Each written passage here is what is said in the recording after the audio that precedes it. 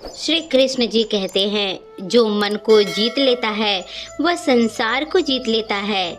जीवन में अनेक युद्ध होते हैं, लेकिन सबसे कठिन युद्ध होता है अपने मन के साथ का, जो गति वायु से भी तेज होती है। यह कभी एक जगह नहीं टिकती। यदि इसे नियंत्रित ना किया जाए तो मनुष्य को अंधकार की ओर ले जाता है, परंतु जब यही मन श्री कृष्ण जी ने बताया इसी मार्ग पर चलना है तो यह मोक्ष का द्वार बन जाता है। श्री कृष्ण जी ने अर्जुन को बताएं, आत्मा का उद्धार स्वयं करे, आत्मा को गिराओ नहीं, आत्मा को जीवन बनाओ। आत्मा ही स्वयं का शत्रु नहीं मित्र बनता है। इस उपदेश को समझने के लिए हमें जीवन की सच्चाई को देखना होगा, जहाँ मनुष्य अपने विचारों का निर्माण करता है।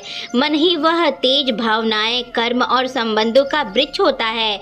यदि मन में शांति, धैर्य और प्रेम होता है तो जीवन भी वैसा ही सुंदर और सुशील बन जाता है। सोचिए, एक नदी को जब वह अपनी धाराओं पर नियंत्रित रखती है तो वह खेतों की सिंचाई करती है, प्यासों की प्यास बुझाती है। लेकिन जब वही नदी बेकाबू हो जाती है तो विनाश का कारण बनती है। ठीक वैसे ही हमारे साथ भी जब हमारा मन नियंत्रित होता है तो वह ज्ञान, सेवा, भक्ति और साधना करता है। लेकिन जब मन बेकाबू होता है तो वह दुखों, इच्छाएं और भ्रम का कारण बनता है। श्री कृष्ण जी कहते हैं, जो व्यक्ति अपने मन को जीत लेता है वही सच्ची योगी होता है। आज हम देखते हैं कि लोग बाहर की दुनिया को बदलने की कोशिश करते हैं, परिस्थितियां, भोग, भाग्य, परंतु वास्तविक बदलाव तभी आता है जब अपने भीतर के मन को समझे और सुधारे। एक सरल उदाहरण के लिए इसे समझते हैं। मान लीजिए आपके पास एक गाड़ी है, यदि ड्राइवर नशे में हो तो गाड़ी दुर्घटना हो सकती है, लेकिन यदि ड्राइवर अच्छा एकाग्र होता है तो वह गाड़ी सुरक्षित अपने मंजिल तक जाता है। हमारे जीवन की गाड़ी का ड्राइवर हमारा मन होता है। यदि हम भ्रम, लालच, क्रोध, ईर्ष्या में डूबे होते हैं तो जीवन भी दुलह हो जाती है। लेकिन यदि शुद्ध, शांति और स्थिर होते हैं तो हमारा भाग्य उदय होता है, भक्ति की ओर बढ़ते हैं। श्री कृष्ण जी ने कहा, जो अपने मन को वश में कर लिया वह सौभाग्य की ओर जाता है।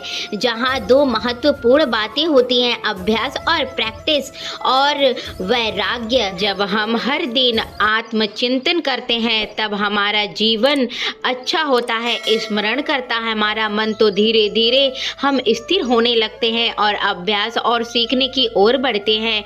वैसे ही हमारा भी मन शांत हो जाता है। जो चीजें भीतर से अशांत होती है उससे दूरी बनाना यह संसार का त्याग नहीं बल्कि अपने मन की बुराइयों का त्याग होता है, जो क्रोध, लालच, ईर्ष्या, मोह इन सब कारणों से होता है। इसीलिए अपने जीवन में कभी भी किसी से ईर्ष्या और घमंड नहीं करनी चाहिए।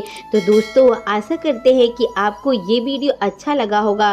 वीडियो अगर अच्छा लगा है, चैनल पर आप नए हैं तो वीडियो को लाइक करके चैनल को सब्सक्राइब तुरंत ही कर लीजिए। मिलते हैं इसी तरीके की अगली वीडियो में, तब तक के लिए जय श्री कृष्णा, राधे राधे दोस्तों।